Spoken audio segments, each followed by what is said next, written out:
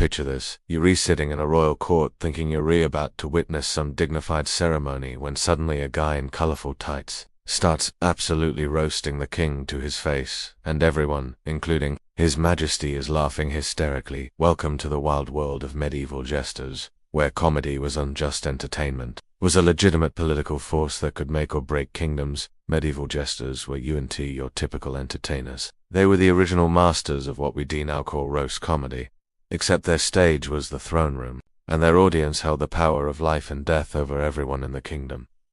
These were funny guys telling jokes for bread crumbs. They were sophisticated political operators who used humor as their weapon of choice to deliver truths that would get anyone else thrown into the dungeon, or worse. The position of court jester was actually one of the most coveted jobs in medieval society. Sure, it looked like you were just dancing around making funny faces, but in reality, you were operating at the highest levels of political intrigue. Imagine being the only person in the entire kingdom who could tell the king he was being an idiot and not only survive but get paid handsomely for it. That's exactly what these comedic geniuses managed to pull off day after day. What made jesters so powerful was their unique position outside the normal social hierarchy. They were nobles, so they could threaten the king's power directly, but they also were peasants, so they had access to education, wit, and most importantly, the king's ear. This gave them a freedom that literally nobody else in medieval society possessed. They could mock corrupt advisors, expose incompetent policies, and even criticize the king himself, all under the protective banner of entertainment. The art of medieval roasting was far more sophisticated than modern comedy. Jesters had to master the delicate balance of being funny enough to entertain, but sharp enough to make their point without crossing the line into actual treason. This required an incredible understanding of psychology, politics, and timing. One wrong joke could mean losing your head in the most literal sense possible.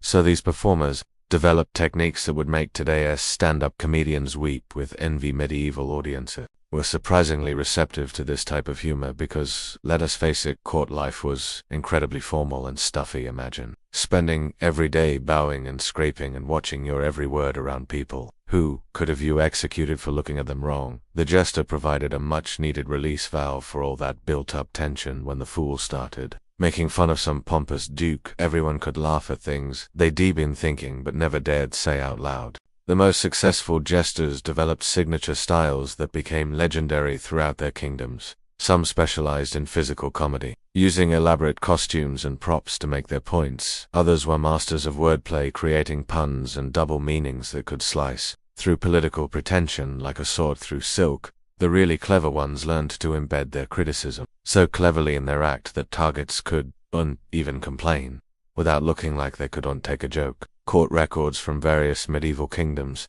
reveal just how influential these comedic performers could be.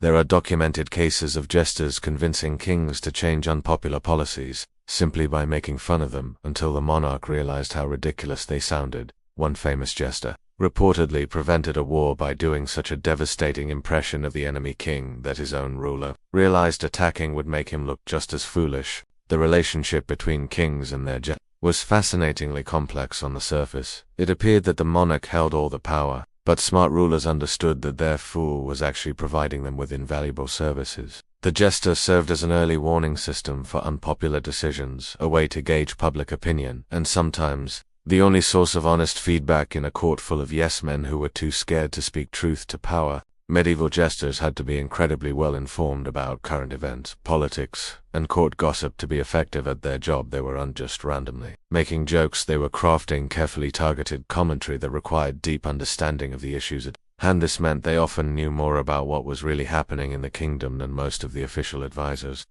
who were too busy protecting their own positions to pay attention to reality. The training required to become a successful court jester was intense and multifaceted.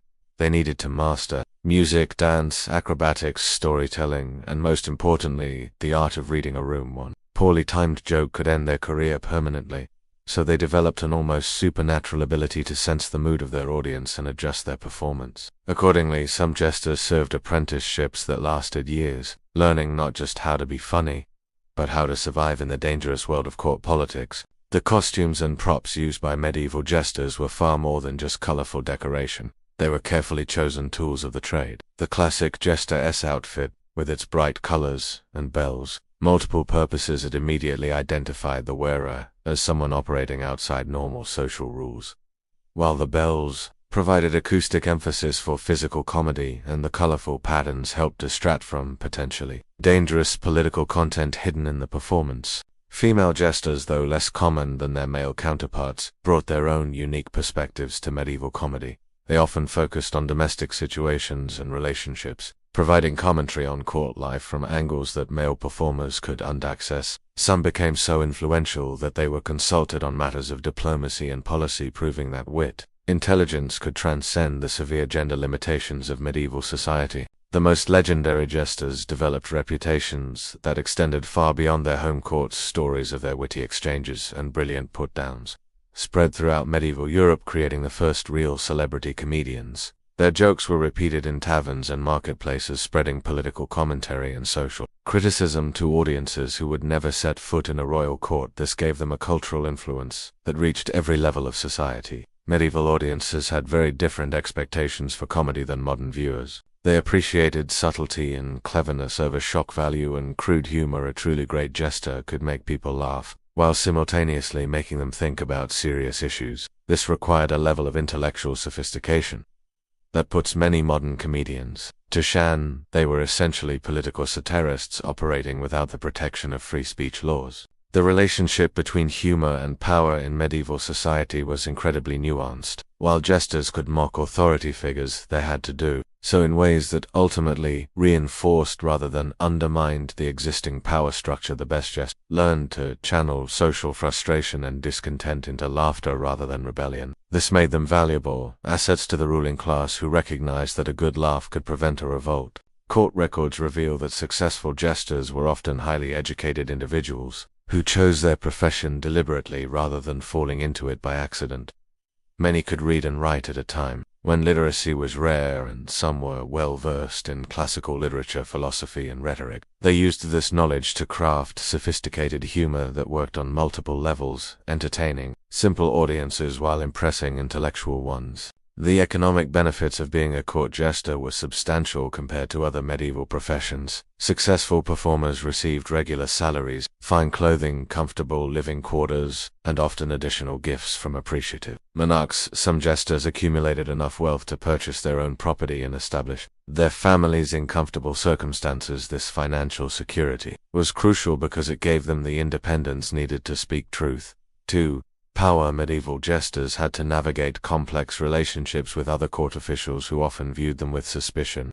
Jealousy. Nobles who spent years climbing the social ladder through careful politics resented these colorful characters who seemed to have the king's ear without any of the traditional qualifications. This created a constant undercurrent of tension that skillful jesters learned to manage through careful alliance building and strategic humor. The decline of the traditional court jester role came gradually as medieval society evolved and political systems became more complex. The rise of professional armies reduced the importance of personal relationships between rulers and their subjects, while the development of more sophisticated governmental bureaucracies meant that kings had other sources of information and advice.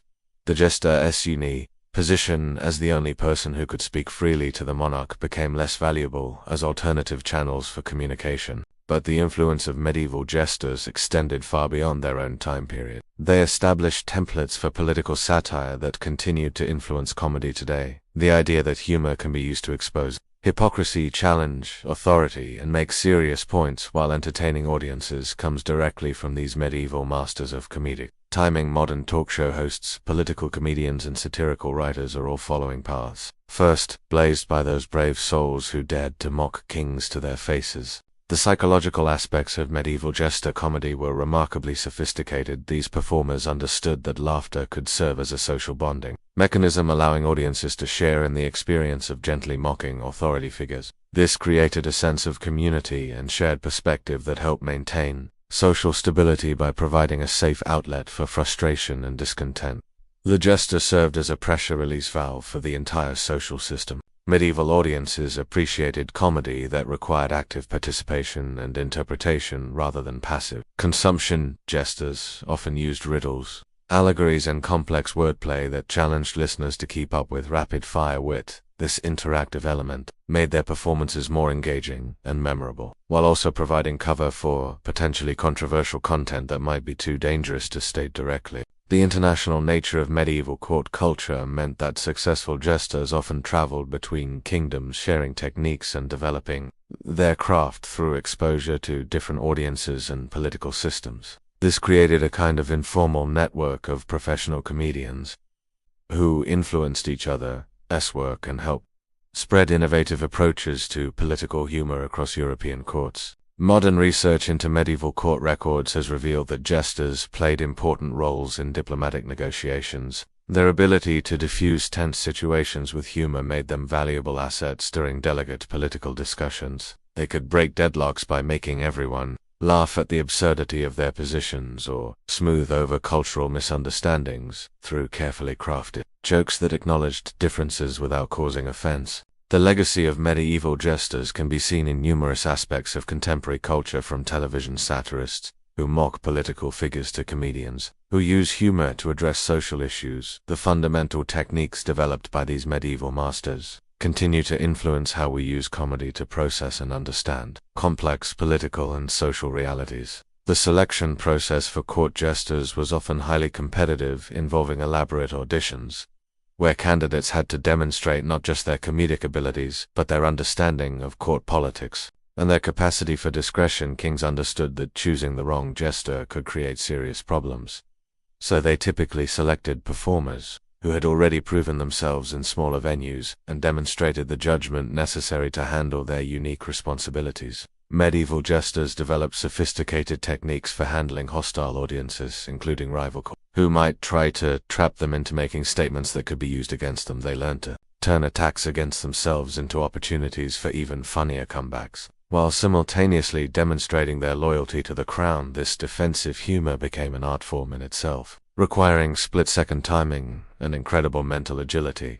The preservation of medieval jester traditions in historical record was often accidental, since their performances were considered entertainment rather than serious literature. However, scattered accounts in court chronicles, personal letters, and official documents provide glimpses into their techniques and influence. These fragments allow modern scholars to piece together a picture of just how important these comedic performers were to medieval political and social life. Understanding the world of medieval jesters reveals how humor has always been a powerful tool for navigating complex social and political situations. These forgotten masters of comedic timing created techniques for speaking truth to power that remained relevant today. Their legacy reminds us that laughter can be both a form of resistance and a way of building community, even in the most challenging circumstances. The next time you watch a political comedian or satirist, remember that they're carrying on a tradition that stretches back over 1,000 years, to those brave, colorful characters who dared to make kings laugh at themselves.